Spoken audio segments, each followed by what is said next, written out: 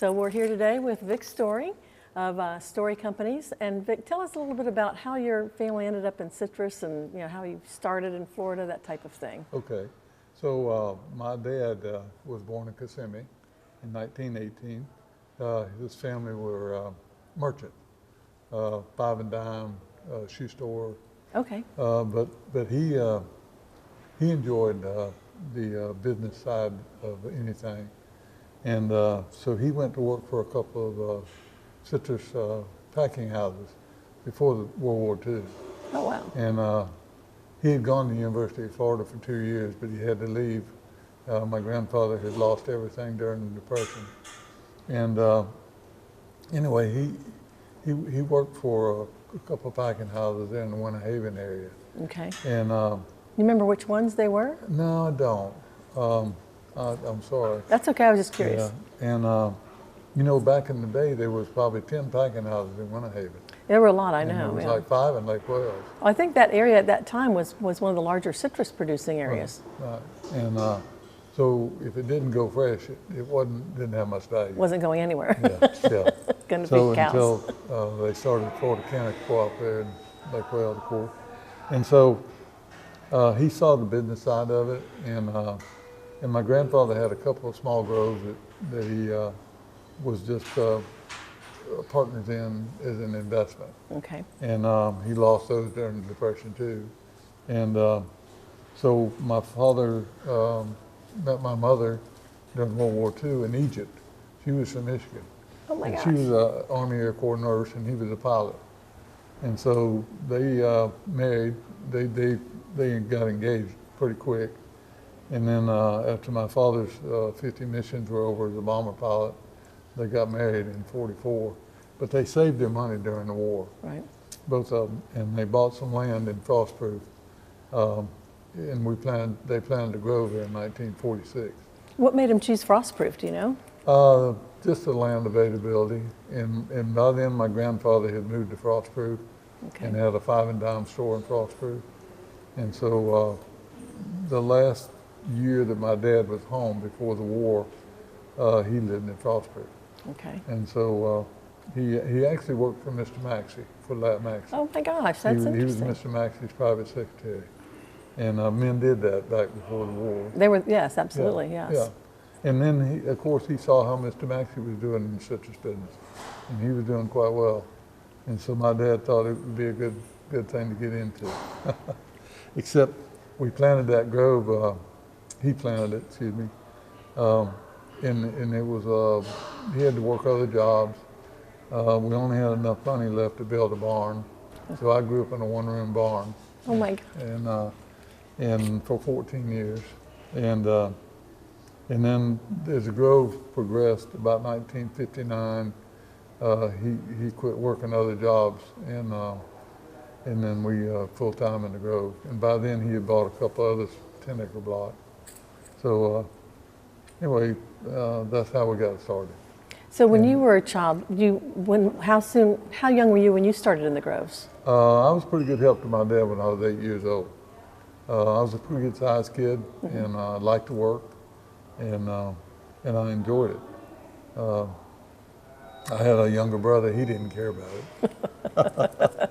He was a lot smarter than I am. But anyway, and so we worked out in the grove after school and in summer, and the whole family. We didn't have anybody hired to help us back then, and so it was always a lot of work.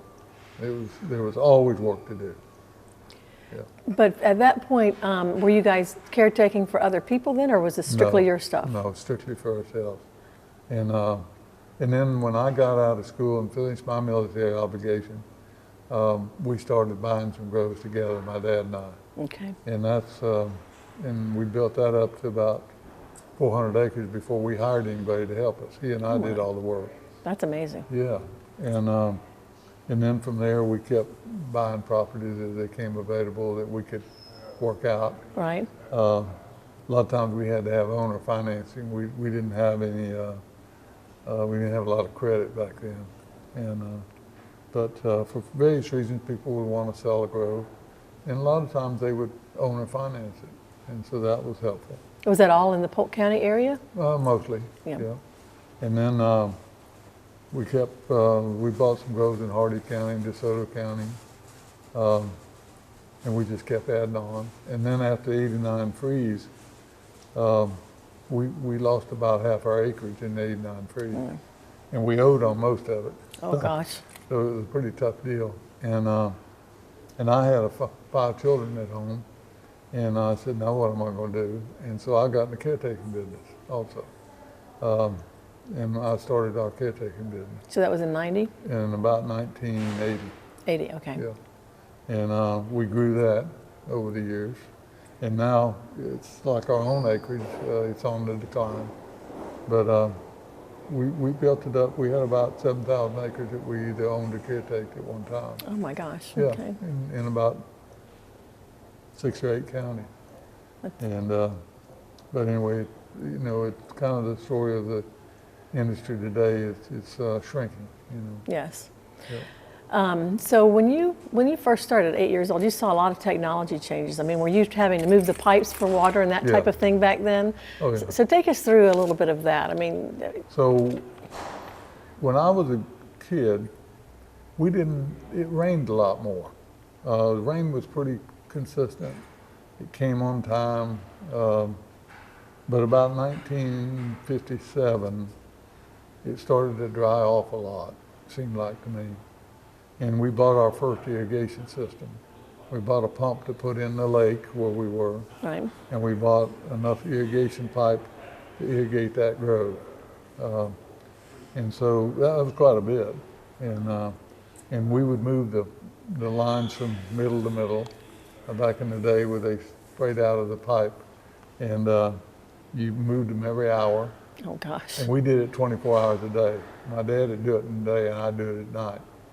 And in that way we could get over it timely. And then from there we progressed to using volume guns. Okay. Instead of the perforated pipe, we used volume guns, and that was a lot easier. You left them in one place for about 4 hours. And Now, then who was that invented the guns? Was that Rick? Well, I can't think of his name now. The volume guns. Do you remember who invented those? Well, I don't, but I'll tell you what I did buy one day that I really liked was a traveling gun. It had a hose, and you set it up on this end of the grove, and then it traveled. It had a spool on it with a cable, and it traveled to the other end, usually 1,300 feet. Oh my gosh. During a period of about 10 hours. And you could do a lot, you could cover a lot with that, and it wasn't as labor intensive. Right. And you just had to move the main line where you hooked the hose into, and I actually bought that from Rick George's. That's something. It was You Rick remember Rick? George's. Yes, I do. Yes. That's exactly who I was He thinking was of. quite a personality. I remember. I just couldn't think of his last name. Yeah. He was. He Yeah. was. He And was a then- crazy man.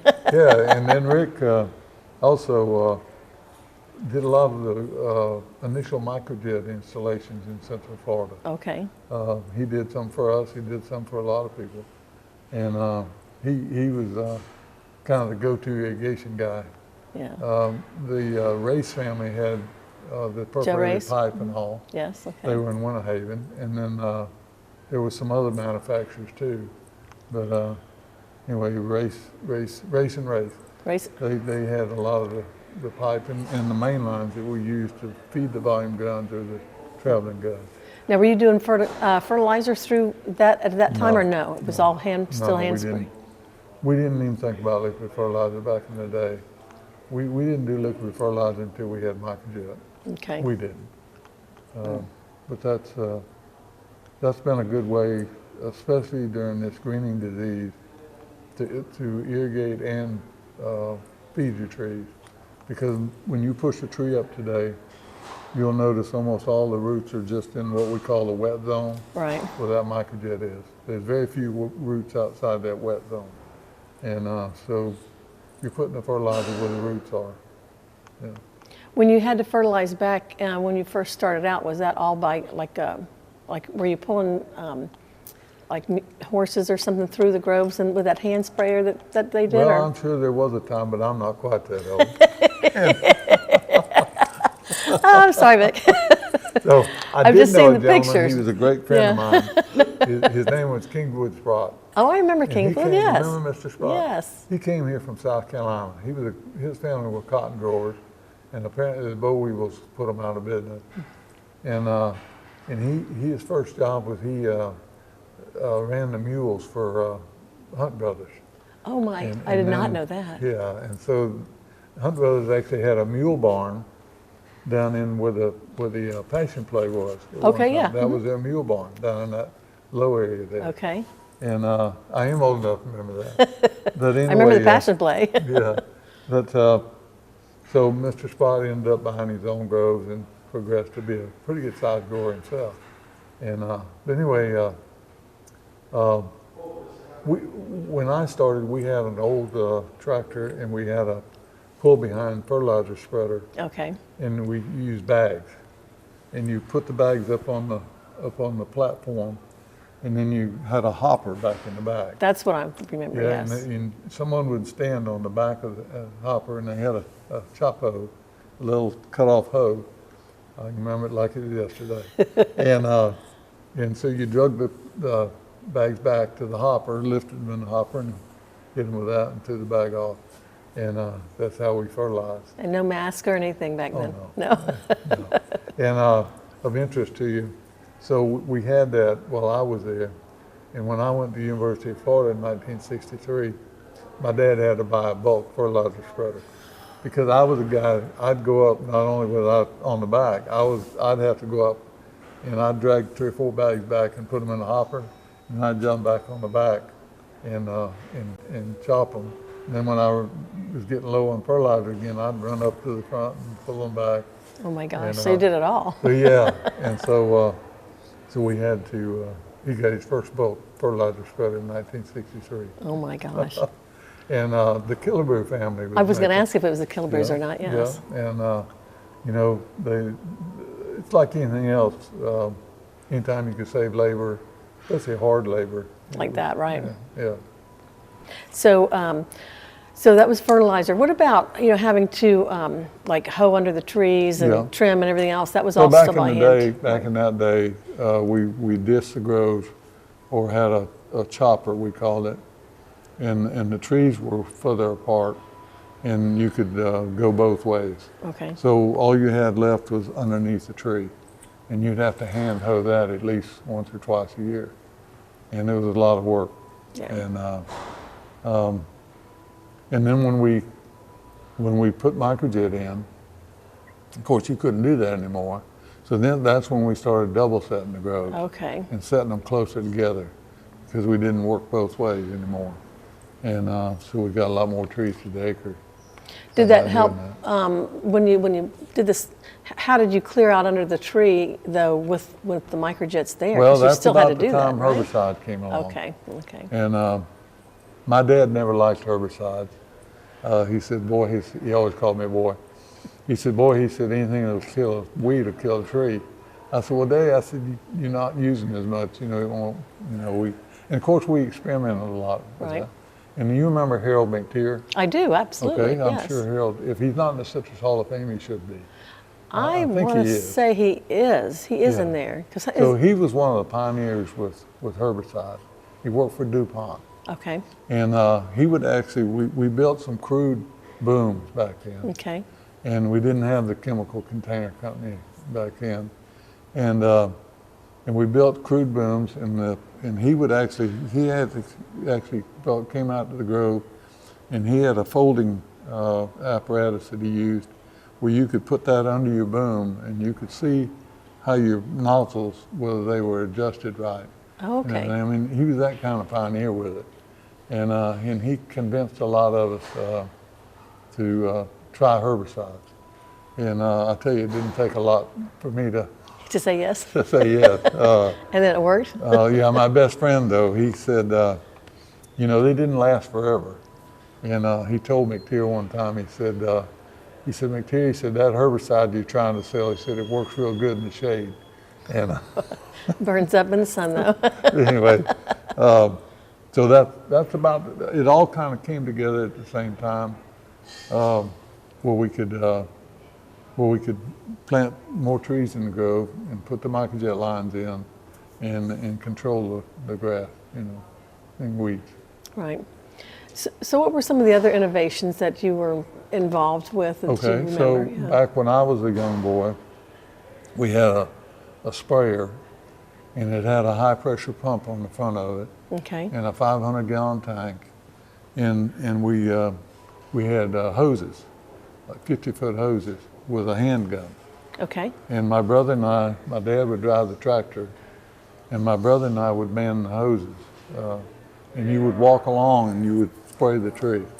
Okay. You would and walk all the way around the tree. So we'd do 2 rows at a time.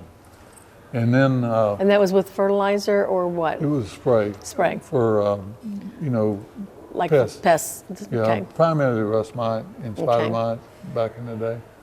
And you tried to raise your fruit fresh. It had more value fresh. Absolutely. And so that was hard work too. And then we tried a boom on the sprayers. A guy, he called it oscillating boom, but all it had was a high pressure. It didn't have any air volume. Oh, okay. And so it would work on a calm day, maybe early in the morning. It was limited what it would do. In big tall trees, back then we had the big tall trees. Yes. It wouldn't do any good. So then we bought a speed sprayer, they called it. Mm-hmm. FMC made them, food machinery. And bought the first one, and it worked really good. And now you had just the driver of the tractor, and which was usually me.